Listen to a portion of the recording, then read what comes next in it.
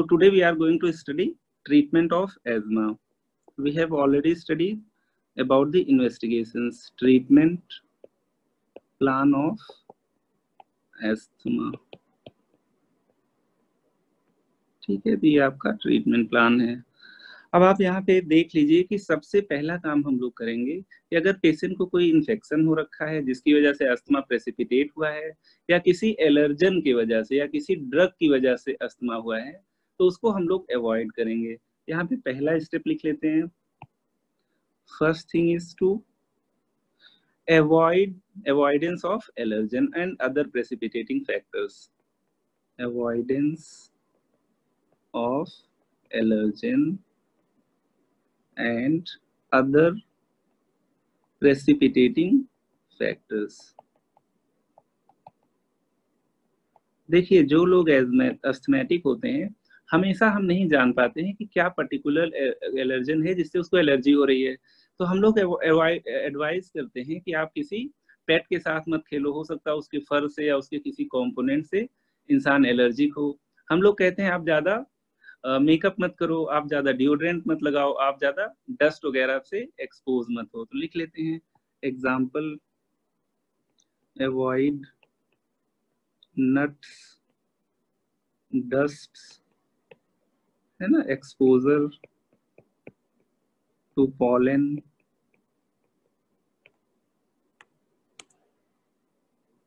And no play with pets।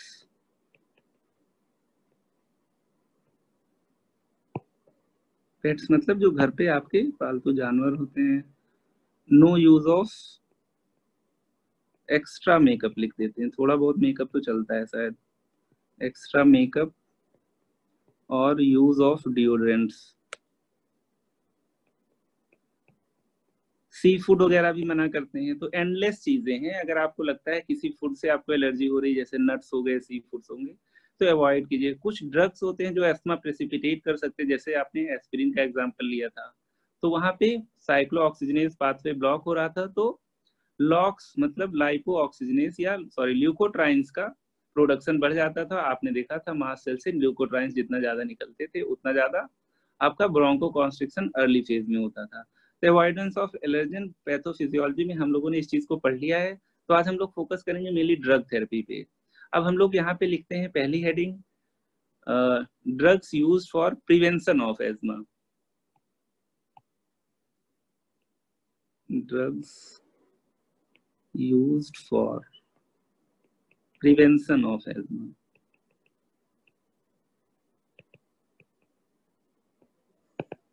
Prevention की बात अगर की जाए तो देखिए, अगर ड्रग कह रहे हो तो यहाँ पे मास्ट सेल स्टेबलाइजर्स आ जाएंगे, है ना।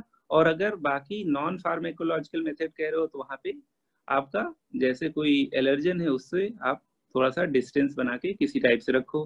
तो यहाँ पे एक ही कैटेगरी है ड्रग की, जो है मास्ट सेल स्टेबलाइजर्स। लिख लेते हैं एग्जाम्पल, मास्ट सेल स्टेबलाइजर।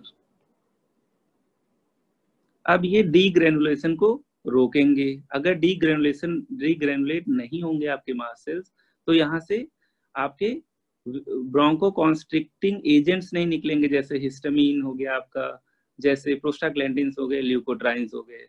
तो यहाँ पे हम लोगों के जो इम्पोर्टेंट ड्रग्स हैं, इसमें सबसे इम्पोर्टेंट है sodium cromoglycate. Sodium cromoglycate mechanism हम लोग पढ़ चुके हैं, इसलिए हम लोग इसमें बहुत डिटेल में नहीं जा रहे हैं। इसको आपको एटलीस्ट 4 वीक देना है, और इसका जो डोज होता है that is 20 milligram.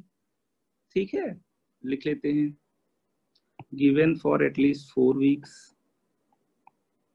At least 4 weeks, 20 milligram dose, 20 milligram. देखिए, अगर हम कोई भी ड्रग यहाँ पे ओरल से स्टार्ट कर देंगे तो वो पूरी बॉडी में डिस्ट्रीब्यूट होगा और ढेर सारे साइड इफेक्ट्स आएंगे। अगर हम इनहेलेशनल दे देते हैं दैट इज बेटर, क्योंकि ये ड्रग जहाँ जरूरत है टारगेटेड थेरेपी के तरह वो उसी ऑर्गन में पहुंचेगा, यहाँ पे लंग्स में चले जाएंगे। तो इनको हम लोग preferably inhalational route preferably inhalational route. Inhalational route लोगे तो आपके पास मीटर डोज या कोई इनहेलर होगा। तो यहाँ पे हम लोग जो जिससे सोडियम क्रोमोग्लाइकेट देते हैं वो होता है स्पिन हेलर, वाया स्पिन हेलर। तो एक बार आप स्पिन हेलर को प्रेस करोगे तो मीटर डोज से 5 to 10 मिलीग्राम डिलीवर होगा। 1 puff is equal to 5 to 10 milligram. जब देते हैं तो इसको क्यूआईडी में देते हैं, ठीक है, ताकि थ्रू आउट द डे आपके मास सेल्स स्टेबलाइज्ड हों। इनके अलावा जो ड्रग्स हम लोग यूज कर सकते हैं उनका नाम लिख लीजिए, अदर मास सेल स्टेबलाइजर्स। केवल नाम लिख लीजिए, डोज वगैरह इतना डिटेल में जानने की जरूरत नहीं है। स्पिन हेलर से हम लोग जो है एक पफ 4 बार दे सकते हैं किसी को मास सेल स्टेबलाइजर, जिसमें ज्यादातर यूज होता है सोडियम क्रोमोग्लाइकेट का। इसी टाइप से जो और होते हैं इसमें आपका होता है निडोक्रोमिल, निडोक्रोमिल सोडियम के साथ कंजुगेट करके देते हैं। इसके अलावा कीटोटाइसिन भी होता है, तो कीटोटाइसिन लिख लेते हैं नेक्स्ट, कीटोटाइसिन है। तो ये आपके मास सेल स्टेबलाइजर्स हो गए। ये मास सेल को डीग्रेनुलेट नहीं होने देंगे, फिर इसकी वजह से वेसोकॉन्स्ट्रिक्शन भी, सॉरी ब्रोंकोकॉन्स्ट्रिक्शन भी नहीं होगा। अब मान लीजिए ब्रोंकोकॉन्स्ट्रिक्शन हो गया, इसका मतलब हम लोग बात कर रहे हैं अर्ली फेज की जिसमें ब्रोंकोकॉन्स्ट्रिक्शन होगा और सडन ब्रेथलेसनेस होगी पेशेंट को। फिर इसके बाद हम लोग देखे थे लेट फेज होता था जिसमें इन्फ्लेमेटरी मीडिएटर्स होते थे, पर्टिकुलरली इस्नोफिल से निकलते थे और वो ब्रोंकोकॉन्स्ट्रिक्शन को कंटिन्यू रखते थे। वो 8 से 10 घंटे के बाद वो वाला फेज शुरू होता था। तो पहले हम लोग एक्यूट स्टेज को ठीक करते हैं, तो लिख लेते हैं drugs use to reverse bronchospasm. B is 3. Drugs used to reverse bronchospasm. Bronchospasm. अब यहाँ पे आप देख लीजिए, इसको हम लोग कहते हैं रेस्क्यू थेरेपी, रेस्क्यू थेरेपी। लेकिन यहाँ पे अगर हम लोग अच्छे से इसको मैनेज नहीं करेंगे, शॉर्ट एक्टिंग ब्रोंको डायलेटर्स नहीं देंगे तो पेशेंट सफोकेट करके उसकी डेथ हो सकती है ना, क्योंकि बाद में पेशेंट CO2 नार्कोसिस में भी जा सकता है, हम लोगों ने देखा था ये सब। तो यहाँ पे ब्रोंकोस्पाज्म हो जाएगा और रेस्क्यू थेरेपी हम लोग देंगे। सबको पता है यहाँ पे short acting bronchodilators are drug of choice, लिख लेते हैं शॉर्ट एक्टिंग, जल्दी से इसका एक्शन होने लगे और पेशेंट का ब्रोंकोकॉन्स्ट्रिक्शन रिलीव हो जाए। Short acting beta 2 agonists are drug of choice. Example यहाँ पे सालब्यूटामॉल या लियो सालब्यूटामॉल थोड़ा ज्यादा पोटेंट होता है, या टर्ब्यूटालिन, लिख लेते हैं एग्जाम्पल सालब्यूटामॉल, लियो सालब्यूटामॉल या टर्ब्यूटालिन, टर्ब्यूटालिन, ठीक है। अब देखो मार्केट में कैसे आते हैं, ये सारी चीजें रेस्प्यूल फॉर्म में आते हैं और सिरप और टेबलेट फॉर्म में आते हैं। जब हम लोग रेस्क्यू थेरेपी के तौर पे इसको यूज करेंगे तो जाहिर सी बात है हम लोग तुरंत इसको लंग्स तक डिलीवर करना चाहेंगे, तो इनहेलर के फॉर्म में भी ले सकता है पेशेंट, और आप इसको नेबुलाइज भी कर सकते हो। अगर बिल्कुल सीवियर ब्रेथलेसनेस है तो इनहेलर के फॉर्म में वो फोर्सफुली इनहेल नहीं कर पाएगा, तब आप उसको नेबुलाइज कर दीजिए। या मान लीजिए किसी को एक्यूट सीवियर एज्मा हो गया हो, जैसे कि उसको स्टेटस एज्मेटिकस हो गया हो, तो भी आपको नेबुलाइज ही करना होगा। तो प्रिफरेबली आप इसको इनहेलेशनल रूट से देते हो, प्रिफरेबली वाया इनहेलेशनल रूट। अब देखिए यहाँ पे इसका जो मार्केट नेम होगा ये हमारा एस्थेलिन नाम से आता है, ये आपका लिवोलिन नाम से आता है, ठीक है, ये दोनों ज्यादा यूज होते हैं। तो टेबलेट, सिरप या रेस्प्यूल, मतलब एक प्लास्टिक के कंटेनर में ये लिक्विड फॉर्म में होता है, उसको हम लोग कहते हैं रेस्प्यूल है। अब उसको अगर हमें इनहेलर में लेना है या नेबुलाइजेशन के फॉर्म में लेना है तो हम लोग देख लेंगे कैसे यूज करेंगे। ये थोड़ा सा ज्यादा पोटेंट होता है, लियोसाल्ब्यूटामॉल लिवोलिन नाम से मिल जाता है।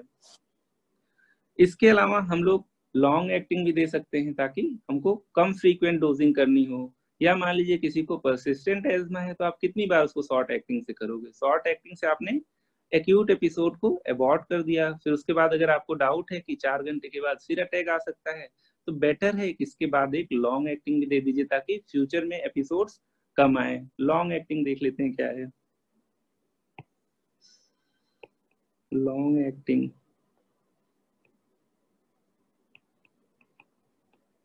Beta 2 agonists. लॉन्ग एक्टिंग की बात किया जाए तो यहाँ पे साल्मीट्रॉल और फॉर्मीट्रॉल हो सकता है। एग्जाम्पल साल्मीट्रॉल या फॉर्मीट्रॉल।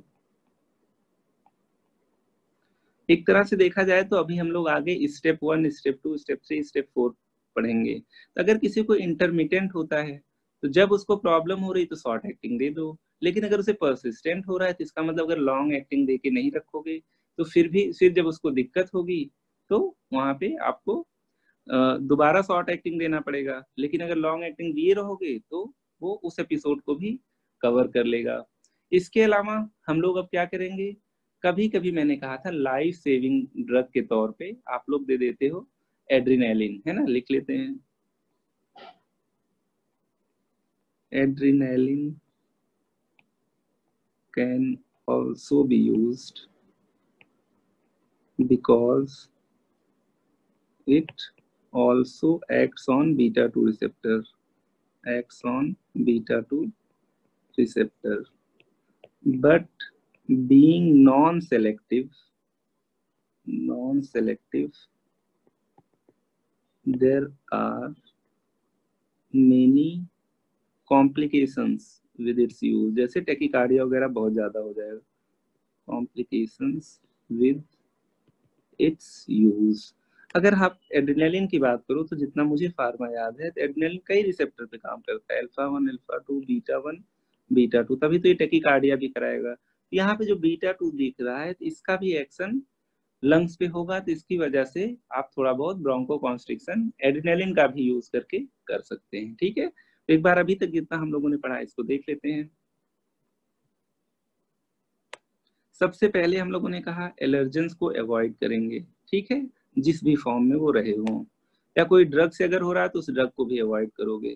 फिर उसके बाद हमने कहा अब हमें ड्रग थेरेपी देनी, मतलब फार्मेकोलॉजी फार्मेकोलॉजिकल मैनेजमेंट करना है। तो यहाँ पे सबसे पहला हम लोगों ने देख लिया एक तरह से प्रिवेंशन ऑफ एज्मा, है ना, ड्रग के थ्रू। तो यहाँ पे मास्ट सेल स्टेबलाइजर इसलिए दिया ताकि मास्ट सेल डिग्रेनुलेट ना होने पाए, और डिग्रेनुलेट नहीं होगा तो अर्ली फेज नहीं होगा यहाँ पे। तो इसमें हमने कहा स्पिन हेलर में हम लोग आपको सोडियम क्रोमोग्लाइकेट के पफ्स देंगे, तो ये आपका हो गया। इसके अलावा निडोक्रोमिल और कीटोटाइफिन, ये 2 और मास्ट सेल स्टेबलाइजर होते हैं, इनका भी यूज होता है 1 to 2 ग्राम मिलीग्राम हम लोग देते हैं, लेकिन sodium cromoglycate drug of choice होता है।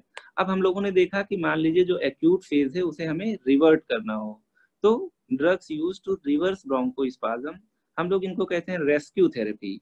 यहाँ पे हम लोग short acting beta 2 agonist prefer करते हैं, प्रिफरेबली एस्थेलिन या लियोलिन के रेस्प्यूल्स, आगे हम लोग देख लेंगे रेस्प्यूल्स। तो यहाँ पे हम लोग मेनली इनहेलेशनल रूट से देते हैं, लेकिन अगर जरूरत पड़ेगी तो can be given oral as well, can be given IV और ओरल एज वेल। तो जब हम लोग एक्यूट सीवियर एज्मा पढ़ेंगे जैसे स्टेटस एज्मेटिकस तो वहां पे देखेंगे भी इस चीज को। लॉन्ग एक्टिंग बीटा 2 एगोनिस्ट भी दे सकते हैं ताकि फ्यूचर एपिसोड्स जो हम प्रेडिक्ट कर रहे हैं कि हाँ उसको हो सकते हैं, या ये एज्मा के ट्रीटमेंट प्रोटोकॉल में है कि जब हम स्टेप अप करते हैं परसिस्टेंट एज्मा ट्रीट करते हैं तो इसको भी हमें देना होता है। इसके अलावा लाइफ सेविंग ड्रग है एड्रेनालिन, इसको भी हम लोग यूज कर सकते हैं अगर आपके बीटा 2 एगोनिस्ट से वो एपिसोड रिजॉल्व नहीं हुआ। एक ड्रग मैंने आप लोगों को और बताई थी मिथाइल ज़ैंथीन्स, जिसको मैंने कहा था फॉस्फोडाइस्ट्रेज इनहिबिटर्स हैं, और जहां पे भी आप फॉस्फोडाइस्ट्रेज इनहिबिटर्स का यूज करते हो वहां साइक्लिक एएमपी का लेवल बढ़ता है और जिस ऑर्गन में भी हम लोग इसको टारगेट करके देते हैं वहां पे चाहे वेसोडाइलेटेशन होगा चाहे ब्रोंकोडाइलेटेशन होगा। मैंने ये भी बताया था सारे ऑर्गन्स को स्ट्रक्चर्स को डायलेट करता है एक्सेप्ट हार्ट। हार्ट को ये कॉन्ट्रैक्ट करता है, तभी तो हम कहते हैं आयनोट्रॉपिक एक्टिविटी है। उसके साथ ये भी डिस्कस हुआ था वेसल्स को डायलेट करता है। तो ये best one of the best drugs that can be used in CHF, हम लोग इसको आयनोडाइलेटर भी कहते थे। तो लिख लेते हैं मिथाइल ज़ैंथीन्स। इसके दो पार्ट कर लेते हैं रेस्क्यू थेरेपी के। पहला हो गया आपका शॉर्ट एक्टिंग, या यहाँ पे लिख लीजिए बीटा 2 एगोनिस्ट्स, बीटा 2 एगोनिस्ट्स। और दूसरा पार्ट हम लोग कर लेते हैं मिथाइल ज़ैंथीन्स, मिथाइल ज़ैंथीन्स।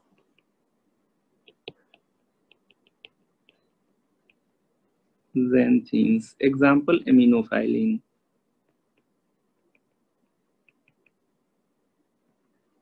या हम लोगों ने डेरिफाइलिन वगैरह की भी बात किया था, है ना। तो लिख लेते हैं डेरिफाइलिन। तो यहाँ पे हम लोग इसकी सस्टेन्ड रिलीज टेबलेट दे सकते हैं जो डेरिफाइलिन की होती है ना। एग्जाम्पल टेबलेट डेरिफाइलिन, हम लोगों ने एक दिन देखा भी था डेरिफाइलिन जो कि 100 मिलीग्राम की होती है ना। थियोफिलिन और इटोफिलिन की मिक्सचर होता है, मिक्सचर ऑफ थियोफिलिन एंड इटोफिलिन। ये बहुत ही कॉमन ड्रग है, मेनली सीओपीडी में यूज करते हैं, लेकिन यहाँ भी कर सकते हैं 1 टेबलेट बीडी। इसके अलावा मान लीजिए लाइफ थ्रेटनिंग है तो हम लोग आईवी भी दे सकते हैं, ठीक है। IV aminophyllines, IV aminophyllines can also be given, can also be given. इनका डिटेल हम लोग जब एक्यूट सीवियर एज्मा पढ़ेंगे तो उसमें देख लेंगे। उसमें एक ड्रग और होती है मैग्नीशियम सल्फेट, जिसको हम लोग टीडीपी वगैरह में पढ़ रहे थे, वो भी दे सकते हैं। तो वो जब आएगा एक्यूट सीवियर एज्मा तो उसको डिस्कस कर लेंगे। जहां तक रेस्क्यू थेरेपी की बात हुई, हम लोगों ने बीटा 2 एगोनिस्ट देख लिए, एड्रेनालिन देख लिए और मिथाइल ज़ैंथीन्स देख लिए। यहाँ पे एक बार फिर से लिख लीजिए these drugs are phosphodiesterase inhibitors. कई बार हम लोग इस टर्म को यूज कर चुके हैं, इसलिए फुल फॉर्म नहीं लिख रहे हैं। Inhibitors which will cause bronchodilation,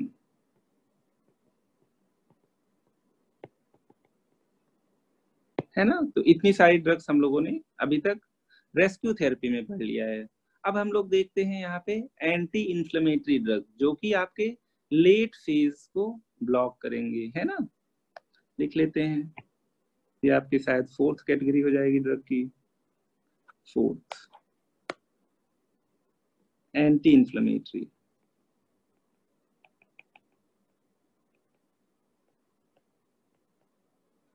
है ना, जिसको to block the late phase, to block the late phase reaction, late phase reaction. जब हम लोगों ने पैथोफिजियोलॉजी पढ़ी थी तो हम लोगों ने देख लिया था, यहाँ पे भी हम लोग प्रीफर करेंगे आपके इनहेलेशनल स्टेरॉइड्स, ठीक है। लेकिन अगर उससे काम नहीं चलेगा तो हम लोग आईवी या ओरल भी दे सकते हैं। लिख लेते हैं inhalational steroids are preferred. Example budesonide, ठीक है, या फ्लूटिकासोन, फ्लूटिकासोन, ठीक है। ये ब्यूडेट रेस्प्यूल्स के फॉर्म में मिलता है, ब्यूडेट रेस्प्यूल्स। इनहेलेशनल है 0.5 मिलीग्राम या 1 मिलीग्राम। इसी टाइप से फ्लू हेल नाम से ये भी आता है जिसमें फ्लूटिकासोन होता है, ठीक है। कभी कभी सीरो फ्लो नाम से भी आता है। तो अभी इतना ही जानिए। अगर इससे काम नहीं चलेगा तो हम लोग ओरल स्टेरॉइड भी स्टार्ट कर सकते हैं, ठीक है, स्टेप अप करके। या इसके अलावा हम लोग आईवी स्टेरॉइड भी अगर एक्यूट सीवियर एज्मा मतलब स्टेटस एजमेटिकस है तो दे सकते हैं। लिख लेते हैं oral steroids can be used in severe cases, यहाँ पे एग्जाम्पल प्रेडनिसोलोन,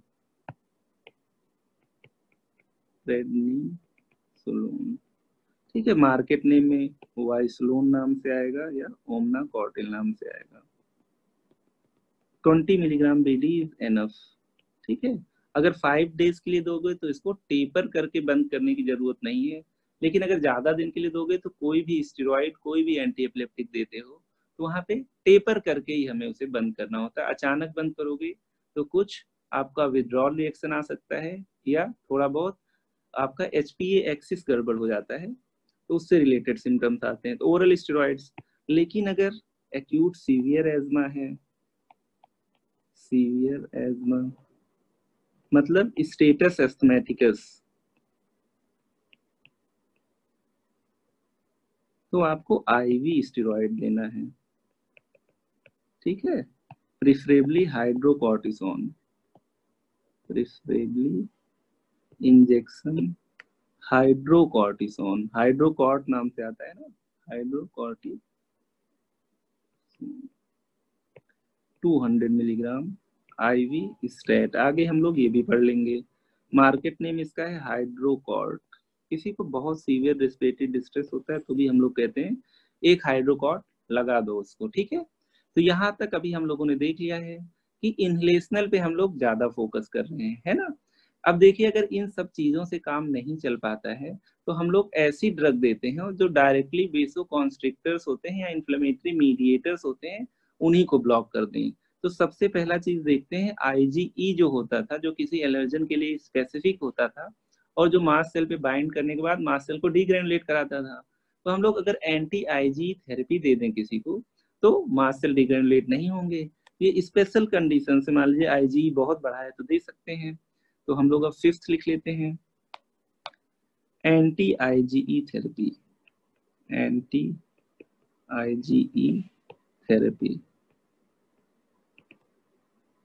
तो इस यहाँ पे हम लोगों ने देखा था, जैसे मान लीजिए ये मास्ट सेल है, यहाँ पे IgE होता था और फिर यहाँ पे एलर्जन आके बैठ जाता था, तो मास्ट सेल का जो ये ग्रेन्यूल होता था ये डीग्रेनुलेट हो जाता था इस टाइप से,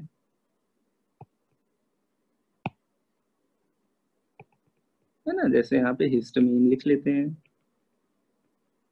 या ल्यूकोट्राइन्स, है ना। तो अब यहाँ पे ये IgE का मॉलिक्यूल है आपका और ये एलर्जन है, ये मास्ट सेल है। तो जब वो डीग्रेनुलेट होता था तो ये सारे सब्सटेंस निकलते थे। तो मास्ट सेल स्टेबलाइजर जैसा ही काम अगर किसी पेशेंट में IgE बढ़ा है तो हम लोग एंटी IgE थेरेपी दे सकते हैं। एग्जाम्पल ओमालीजुमाब, ओमालीजुमाब, ठीक है। ये एंटी क्लोनल एंटीबॉडीज होती हैं, उसकी डिटेल में नहीं जाना है। 100 इंटरनेशनल यूनिट आपको सबक्यूटेनियस लगा देने हैं, 100 इंटरनेशनल यूनिट सबक्यूटेनियस, ठीक है। चलिए तो यहाँ तक हम लोगों ने देख लिया है आपका कि अब हम लोग एड ऑन थेरेपीज की तरफ जा रहे हैं। इसी तरह से हम लोग ल्यूकोट्राइन एंटागोनिस्ट भी दे सकते हैं। यहाँ पे ल्यूकोट्राइन्स भी थे, लिख लेते हैं, ल्यूकोट्राइन एंटागोनिस्ट। ल्यूकोट्राइन एंटागोनिस्ट में हम लोगों को पता ही है कि हम लोग मॉन्टेल्यूकास की टेबलेट देते हैं, मॉन्टेयर LC नाम से, जिसमें लियोसिट्रजीन भी जो कि एंटी एलर्जिक है वो भी यूज रहती है अक्सर। तो यहाँ पे देख लेते हैं, पहली ड्रग है मॉन्टेल्यूकास, मॉन्टेल्यूकास, ठीक है। इसको हम लोग कितना देंगे, 10 मिलीग्राम QID, ठीक है। फिर उसके बाद देख लेते हैं ज़ाफिरल्यूकास,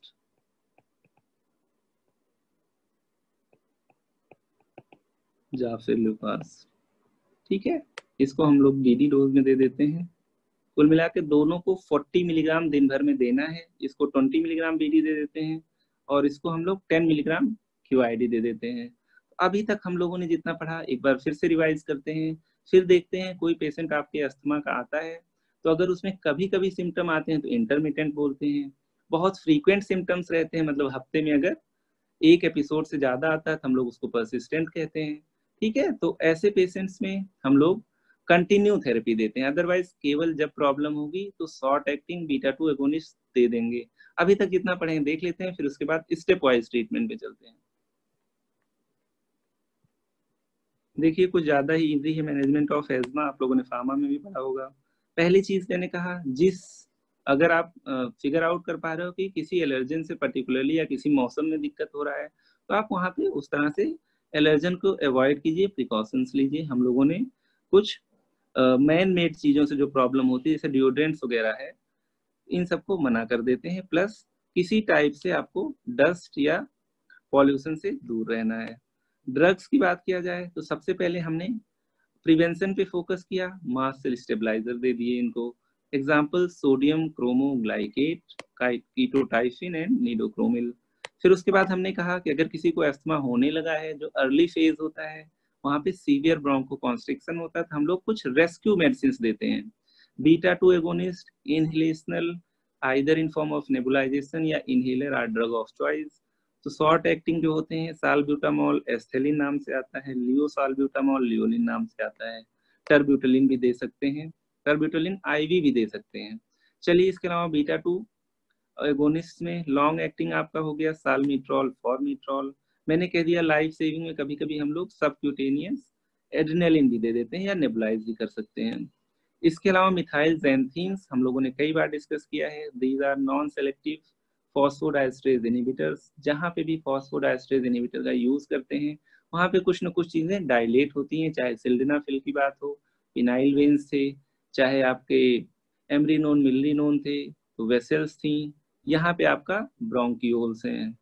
तो डेरिफाइलिन, एमिनोफाइलिन, थियोफाइलिन, इटोफिलिन, ये सब चीजें हम लोग यूज कर सकते हैं। एंटी इन्फ्लेमेटरी की बात करें, जो लेट फेज ऑफ रिएक्शन को ब्लॉक करेंगे, तो यहाँ पे हम लोगों ने स्टेरॉइड्स देख लिए हैं। ब्यूडेसिनॉइड, फ्लूटिकासोन, ये इनहेलेशनल स्टेरॉइड हैं जो बहुत फ्रीक्वेंटली यूज होते हैं। इसके अलावा अगर उससे काम नहीं चल रहा तो एड ऑन थेरेपी में हम लोग ओरल स्टेरॉइड भी दे सकते हैं, जिसमें प्रेडनिसोलोन ड्रग ऑफ चॉइस होता है, अप टू 40 मिलीग्राम यूजुअली हम लोग देते हैं। शॉर्ट कोर्स भी दे सकते हैं 5 डेज का, लॉन्ग कोर्स भी दे सकते हैं। एक्यूट सीवियर एस्मा हो गया तो अब यहाँ पे इंजेक्टेबल आपको स्टेरॉइड देने पड़ेंगे इन फॉर्म ऑफ हाइड्रोकॉर्टिसोन या इंजेक्शन हाइड्रोकॉर्ट। 100 मिलीग्राम का एक वायल आता है, तो एडल्ट है तो 2 वायल लगा देंगे, छोटी एज ग्रुप का है तो 1 वायल इज सफिशिएंट। इसके अलावा हम लोगों ने कुछ एडिशनल ड्रग्स देख लिए हैं, जैसे एंटी आईजीई थेरेपी।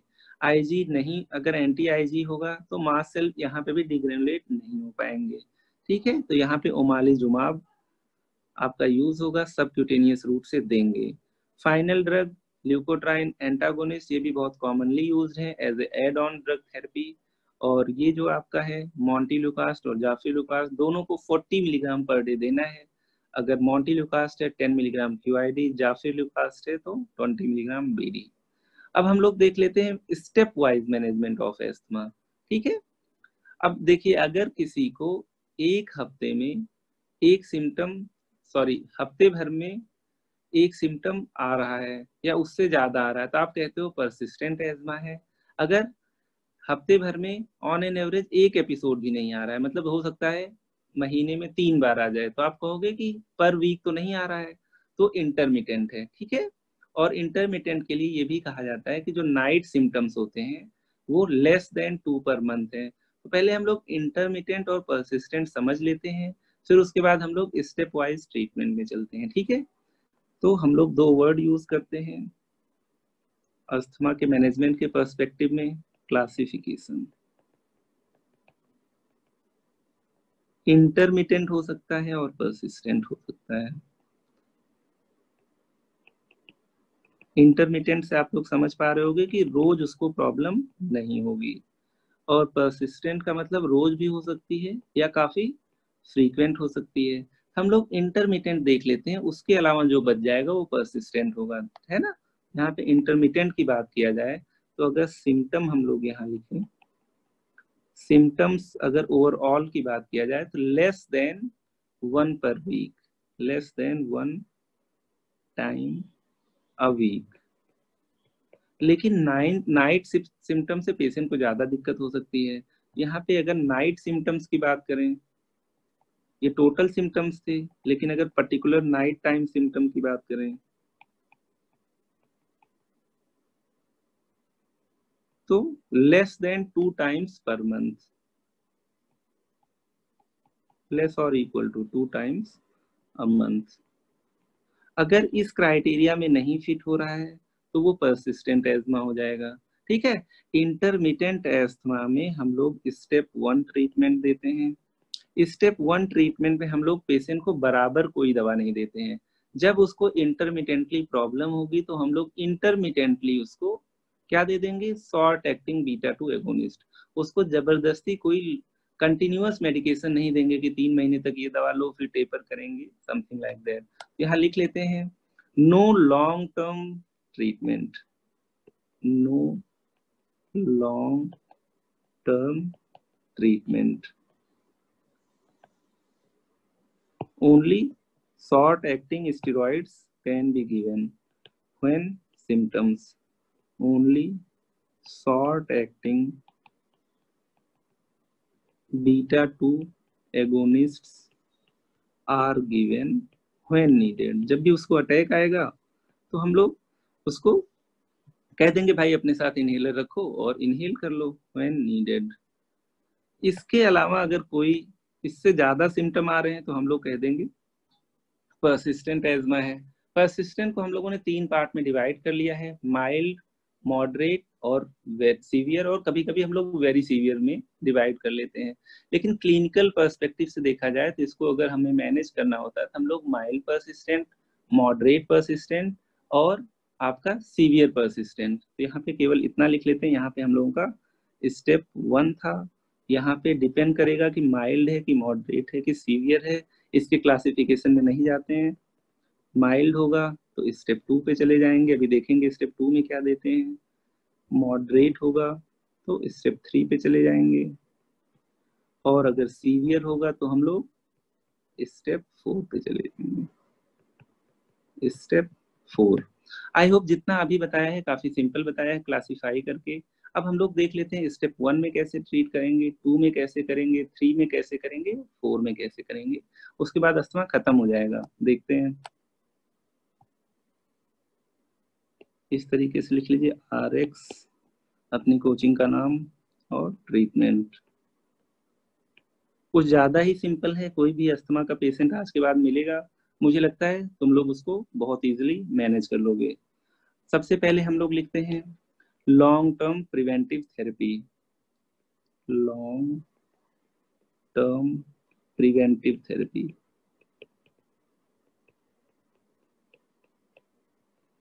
और फिर उसके बाद हम लोग क्विक रिलीफ के लिए क्या देते हैं, क्विक रिलीफ के लिए मतलब रेस्क्यू मेडिकेशंस। और यहाँ पे हम लोग लिख लेते हैं पहली बार में स्टेप 1। स्टेप 1 ऊपर आप लोगों ने देख लिया था, मतलब इंटरमिटेंट अस्थमा है। इंटरमिटेंट क्या है, नाइट सिम्टम्स महीने भर में 2 से कम आए और ओवरऑल सिम्टम्स नाइट डे मिला के भी on an average less than 1 per week हो, है ना। तो इंटरमिटेंट की अगर बात किया जाए तो वहां पे भी हम लोगों ने लिखा था लॉन्ग टर्म में कुछ नहीं देना है इनको, जब प्रॉब्लम होगी तो आप शॉर्ट एक्टिंग बीटा 2 एगोनिस्ट दे सकते हो। यहाँ पे लिख दीजिए नील, नहीं जरूरत है, इसीलिए तो हमने क्लासिफाई किया इंटरमिटेंट है कि परसिस्टेंट है, कि इंटरमिटेंट को हमने नहीं देना है। बाकी यहाँ पे inhaled beta 2 agonist, inhaled beta 2 agonist, ये सब हम लोग देख चुके हैं क्या देंगे, अभी उसके डिटेल में नहीं जाते हैं। तो स्टेप 1 यहाँ खत्म हो गया। अब आप ये देखिएगा, ये इनहेल्ड बीटा 2 एगोनिस्ट किसी भी स्टेप में अगर उसको एक्यूट प्रॉब्लम होती है या एक्सासर्बेशन होता है एज्मा का तो हमें देना है। ये एक तरह से यूनिवर्सल मेडिसिन है। अगर किसी को दिक्कत होने लगेगी तो भाई अटैक कैसे जाएगा, शॉर्ट एक्टिंग जल्दी से काम करेगा, उससे अबॉर्ट कर सकते हो। चलिए अब हम लोग स्टेप 2 पे चलते हैं। Second is step 2। स्टेप 2 की अगर बात किया जाए तो ये माइल्ड परसिस्टेंट हो जाएगा, ऊपर हम लोग देख चुके हैं परसिस्टेंट। माइल्ड परसिस्टेंट की बात किया जाए, अब यहाँ पे आपको इनहेलेशनल कॉर्टिकोस्टेरॉइड लो डोज में शुरू करने हैं। ठीक है, लिख लेते हैं इनहेलेशनल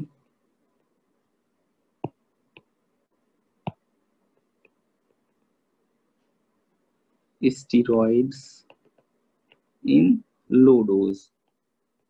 तो जो आपका इनहेलर होता था या जो हम नेबुलाइज करते थे, तो यहाँ पे मान लीजिए फ्लूटिकासोन है या ब्यूटेसोनॉइड है, तो उसको हम लोग लो डोज में देंगे। तो दिन भर में कितना देंगे? 200 to 500 माइक्रोग्राम। तो जो इनहेलर होता है उसको एक बार दबाओगे तो आप कहते हो एक पफ ले लिया। तो एक पफ को ऐसा मीटर डोज इनहेलर में टाइट्रेट रहता है कि एक बार अगर आप प्रेस करोगे तो 200 या 100 माइक्रोग्राम दवा जाएगी। तो बीडी या टीडीएस डोज में हम लोग दे सकते हैं, यूजुअली बीडी देते हैं। यहाँ पे लिख लेते हैं इनहेलेशनल स्टेरॉइड्स, है ना। तो यहाँ पे कितना देंगे? एग्जाम्पल ब्यूडेसोनाइड, ब्यूडेसोनाइड कितना दे देंगे? 200 to 500 माइक्रोग्राम पर डे, है ना। अब यहाँ पे अगर बात किया जाए क्विक रिलीफ के लिए, तो ये तो हमेशा देना ही है ना। ये यहाँ से है और ये कभी पीछा नहीं छोड़ने वाला है। लेकिन यहाँ पे हमने कोई लॉन्ग टर्म नहीं दिया था। चलिए यहाँ पे अगर देखा जाए दो ट्रीटमेंट हो गया ना। एक तो आप कंटिन्यूअस दे रहे हो इनहेलेशनल स्टेरॉइड्स, कम से कम 3 महीना दोगे, ठीक है, ये सब चीज बाद में देखेंगे। लेकिन जब जब दिक्कत बढ़ेगी तो उसके साथ उस पर्टिकुलर डे बीटा 2 एगोनिस्ट से उसको आप नेबुलाइज कर देंगे। चलिए और आगे चलते हैं। अब उसको स्टेप 3 में जाने का मतलब परसिस्टेंट मॉडरेट हो गया, तो इसका मतलब उसको अटैक्स काफी जल्दी जल्दी आ रहे होंगे। तो बेटर है कि यहाँ पे हम लोग बीटा 2 एगोनिस्ट तो जब दिक्कत होगी देंगे ही। अब हम लोग लॉन्ग एक्टिंग, मतलब ये साबा था, अब यहाँ पे लॉन्ग एक्टिंग बीटा एगोनिस्ट दे दें, लाबा भी लिख लेते हैं। स्टेप 3 यहाँ पे मॉडरेट परसिस्टेंट है ना।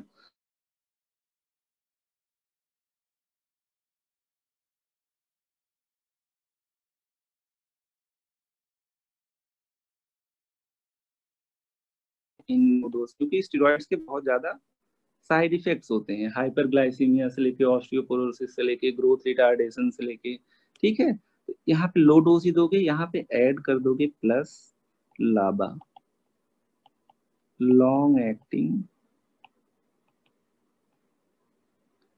Beta 2 agonists, example salmeterol and formoterol, salmeterol या फॉर्मिट्रॉल।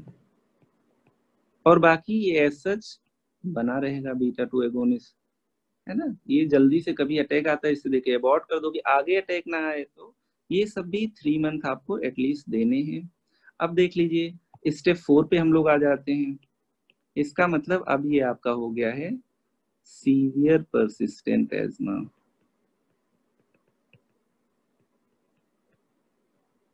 Severe persistent एज्मा।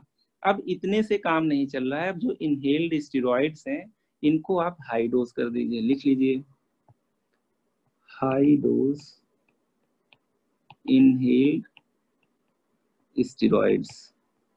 तो वहां पे आप लोग देख रहे थे कितना आप दे रहे थे? 200 to 500 माइक्रोग्राम्स। यहाँ पे आप ज्यादा डोज में दोगे, 800 to 2000 माइक्रोग्राम दे सकते हो if needed, that is 800 to 2000, मतलब नंबर ऑफ पफ्स आप बढ़ा दोगे, इतना दे सकते हो। इसके अलावा लाबा तो दोगे ही, plus LABA long acting beta 2 agonist. इनके अलावा भी आपको अब ओरल स्टेरॉइड्स भी देना पड़ेगा, जैसे प्रेडनिसोलोन की बात हुई थी, oral steroids, example prednisolone 20 milligram BD, ठीक है। इनमें स्टेप 3 और स्टेप 4 में मॉन्टेल्यूकास्ट या फिर ल्यूकास्ट भी आप ऐड कर सकते हो। यहाँ पे बीटा 2 एगोनिस्ट एज यूजुअल रहेगा। एक बार फिर से इतना सा ही ट्रीटमेंट है, फिर से एक बार देख लेते हैं। देखिए हम लोगों ने इसको क्लासिफाई कर लिया था इंटरमिटेंट में, परसिस्टेंट में। इंटरमिटेंट पे हमने कह दिया था नाइट सिम्टम महीने से 2 या 2 से कम होंगे, और अगर एवरेज निकाला जाए तो हफ्ते में एक बार सिम्टम आया उसको। तो स्टेप 1 है, ये इंटरमिटेंट है, ट्रीटमेंट भी इंटरमिटेंट होगा बीटा 2 एगोनिस्ट से। लेकिन अगर इससे ज्यादा सिम्टम है तो हम लोग डिवाइड कर लेंगे माइल्ड, मॉडरेट और सीवियर में। जाहिर सी बात है पहले स्टेप 2 का ट्रीटमेंट देंगे, नहीं कंट्रोल होगा तो स्टेप अप करके स्टेप 3 में चले जाएंगे, नहीं होगा तो स्टेप अप करके स्टेप 4 में चले जाएंगे। Beta 2 agonist as a rescue medication हमें हमेशा देना है जब भी उसको एक्यूट अटैक्स आएंगे। स्टेप 1 में हमें कोई लॉन्ग टर्म मेडिकेशन नहीं देनी है। स्टेप 2 की बात किया जाए तो हम लोग अभी low dose inhalational steroid use करेंगे। बाकी बीटा 2 एगोनिस्ट तो हमारे पास है ही एज ए रेस्क्यू थेरेपी, ठीक है, इसको बराबर नहीं देंगे। अब उसके बाद हम लोग स्टेप 3 पे गए तो हमने इनहेलेशनल से नहीं कंट्रोल हुआ तो लाबा भी ऐड कर दिया, प्लस माइनस कभी कभी मॉन्टेल्यूकास्ट भी दे देते हैं, उसको लिख नहीं रहे हैं। इसके अलावा बीटा 2 एगोनिस्ट रेस्क्यू थेरेपी में होगा। स्टेप 4 की बात किया जाए तो यहाँ पे हम लोगों ने हाई डोज ओरल स्टेरॉइड भी कर दिया, लाबा तो पहले दे ही रहे थे, अब यहाँ ओरल स्टेरॉइड भी आपको यूज करना पड़ेगा। कुछ लोग यहाँ स्टेप 5 कर देते हैं फिर ओरल स्टेरॉइड ऐड करते हैं, हम स्टेप 5 नहीं करते क्योंकि प्रैक्टिकली हम लोग जो मैनेज करते हैं वो इसी टाइप से करते हैं। Beta 2 agonist as a rescue therapy. अब देखिए अगर आपने किसी को कंटिन्यूअस मेडिकेशन दे दिया है, ये नहीं कि उसको देते रहो जिंदगी भर, 3 महीने दोगे, अगर 3 महीने कंट्रोल रहेगा तो अगले 3 महीने में टेपर करके बंद कर दोगे। तो जब भी कंट्रोल होगा उसके आगे 3 महीने तक उसे इनहेलर देने हैं। नहीं कंट्रोल होगा तो जब तक नहीं कंट्रोल होगा दवा तब तक दोगे, चाहे लाइफ लॉन्ग ही क्यों ना देनी पड़े। लिख लेते हैं, if asthma gets controlled,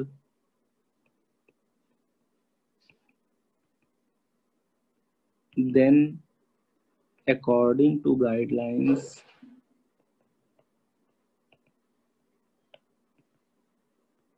medicines at same dose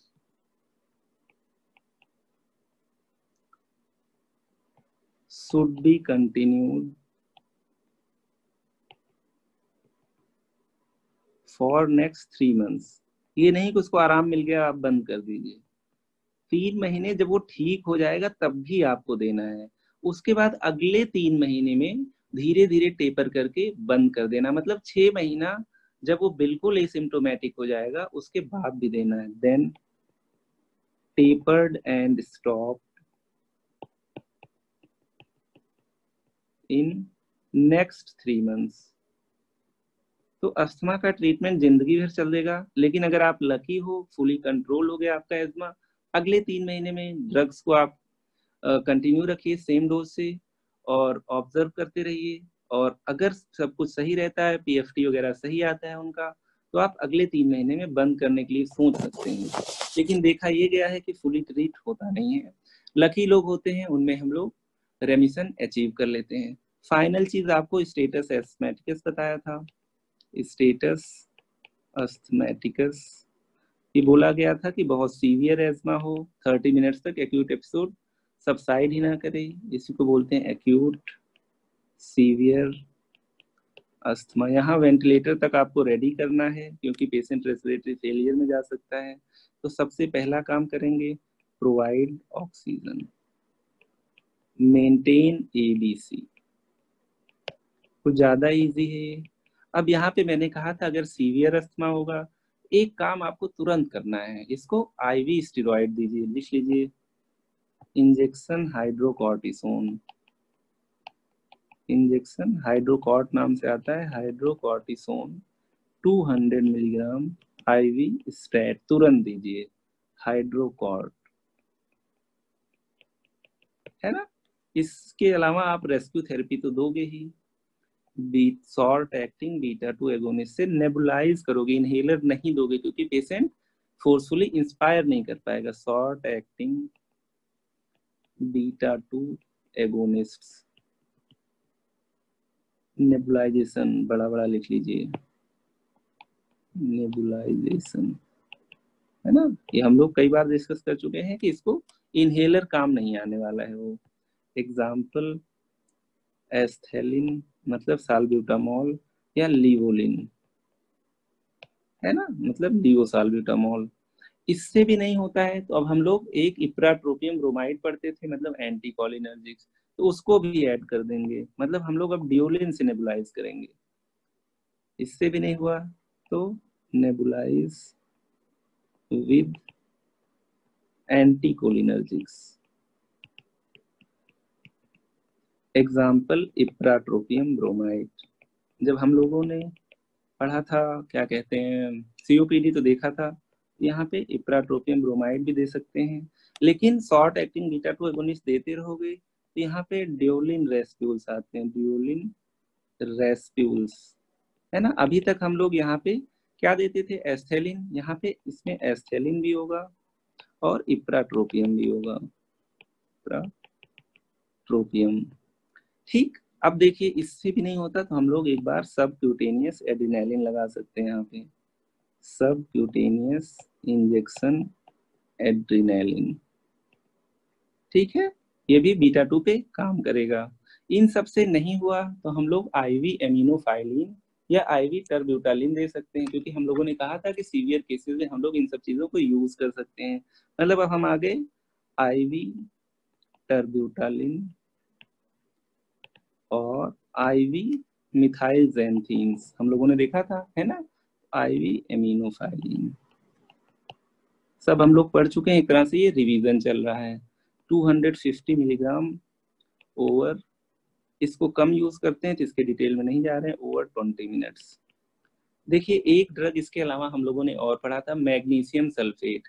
जैसे वो यूट्राइन मसल रिलैक्सेंट है, वैसे वो ब्रोंकियल मसल रिलैक्सेंट जैसा भी काम कर सकता है, तो उसको इन्फ्यूजन से दे देते हैं।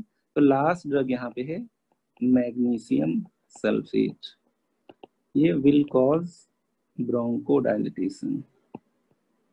जैसे यूट्राइन रिलैक्सेशन करता था, ऐसे ब्रोंको रिलैक्सेशन करेगा, ब्रोंकोडायलिटेशन, है ना। तो ये 50% मैग्नीशियम सल्फेट के एम्प्यूल्स आते हैं, 0.1 ml पर kg हम लोग इन्फ्यूजन से दे देते हैं। बहुत ही बढ़िया ड्रग है, लाइफ सेविंग है। इससे भी नहीं काम हुआ तो मैकेनिकल वेंटिलेशन, मतलब टाइप 2 रेस्पिरेटरी फेलियर जो था, वेंटिलेटर, मैकेनिकल वेंटिलेशन। मुझे लगता है कि आप लोगों को कहीं कोई प्रॉब्लम लगी नहीं होगी इस चैप्टर को पढ़ने में, ये काफी इंटरेस्टिंग भी है। एक बार फिर से एक्यूट सीवियर एज्मा देख लेते हैं। सबसे पहले हमने कहा यहाँ पे IV हाइड्रोकॉर्ड का यूज होगा, फिर उसके बाद रेस्क्यू थेरेपी, आप नेबुलाइजेशन दोगे ही। उसके अलावा इससे काम नहीं चलेगा तो दूसरा रेस्क्यू थेरेपी जो एंटीकोलिनर्जिक्स थे वो दे दोगे, है ना। इसके अलावा हमने ADR भी बताया था। टर्ब्यूटालिन हम IV दे सकते हो और मिथाइल ज़ैंथीन्स का भी यूज कर सकते हो इंट्रावीनस। इन सब से कुछ नहीं हुआ तो हम लोग मैग्नीशियम सल्फेट देंगे, जो कि एक पोटेंट ब्रोंकोडायलेटर होता है या यूट्राइन रिलैक्सेंट होता है। हम लोग इसका डिफरेंट यूज करते हैं। एरिथमिया में भी टॉर्सेट डिपॉइंटिस में यूज होता है। किसी से कुछ नहीं हुआ तो मैकेनिकली वेंटिलेट कर देंगे। कुछ आप लोग डायग्राम्स देख लीजिए। यहाँ पे देखिए, यहाँ पे जो रेस्प्यूल की बात करते हैं, यहाँ पे ये किस फॉर्म में है, प्लास्टिक के कंटेनर्स में है। तो यहाँ से हम लोग तुरंत जल्दी से ब्रेक कर देते हैं और ये चीज हम लोग नेबुलाइजेशन मशीन में डाल देते हैं, फिर एरोसॉल के फॉर्म में डिलीवर कर देते हैं। ये एस्थेलिन है, मतलब सालब्यूटामॉल। इसी टाइप से लियोलिन आता है जो ज्यादा पोटेंट होता है, लियो सालब्यूटामॉल। यहाँ पे हम लोग देख पा रहे हैं ये मीटर डोज इनहेलर है, मतलब इन शॉर्ट फॉर्म इनहेलर है। तो यहाँ से जब हम लोग प्रेस करते हैं इसको तो इसको कहते हैं 1 पफ। तो ये टाइट्रेटेड रहता है, कभी कभी 100 माइक्रोग्राम डिलीवर कर सकता है, कभी कभी 200 माइक्रोग्राम। तो जैसे हमें जरूरत होती, जैसे पहले हमने देखा था लो डोज स्टेरॉइड देंगे तो कम पफ्स ले सकते हैं, बाद में हमें 2000 माइक्रोग्राम तक लेना पड़ सकता है तो ज्यादा लेंगे। इसमें देखो बीटा 2 एगोनिस्ट और स्टेरॉइड दोनों साथ में मिल गया है, सीरो फ्लो है और सालमीट्रॉल है, मतलब ज्यादा देर काम करेगा, प्लस फ्लूटिकासोन है। इसी टाइप से ब्यूडेसोनाइड का भी आता है, जिसको हम लोग ब्यूडेट के नाम से जान देखिए। एक फोराकॉर्ड भी आ गया है जिसमें केवल स्टेरॉइड है आपका, और इसमें फॉर्मिट्रॉल दोनों है। फॉर्मिट्रॉल मतलब long acting beta 2 agonist, plus इसके अलावा ब्यूडेसोनाइड है। तो ये फोराकॉर्ड है, मतलब दोनों ड्रग्स आपकी लॉन्ग एक्टिंग है, तो ये BD डोज में मोर देन सफिशियंट होता है। ये आपका ब्यूडेट है जिसमें केवल ब्यूडोसोनाइड है, 1 मिलीग्राम एडल्ट डोज को, हम एडल्ट पीपल को हम लोग इतना देते हैं। ये नेबुलाइजेशन मास्क है, नेबुलाइजेशन मशीन में हम लोग रेस्प्यूल डाल देते हैं तो एरोसॉल के फॉर्म में ये डिलीवर कर देता है। पेशेंट जब खुद से नहीं खींच पाता है सांस, मतलब एक्यूट सीवियर एज्मा है, तब हम लोग ब्रोंकोडायलेटर के फॉर्म में देते हैं, नेबुलाइजेशन के फॉर्म में देते हैं। इसके अलावा ये आपका इनहेलर है, किस तरीके से देखो बच्चे ने इसको लिया है, आप यहाँ से देख सकते हो। लेकिन यहाँ पे बच्चे को एफर्ट लगा के इनहेल करना होगा। So that's all about ESMA. ठीक है, आई होप सबको समझ में आया। अब इसी सब लोग चैट सेक्शन में आइए।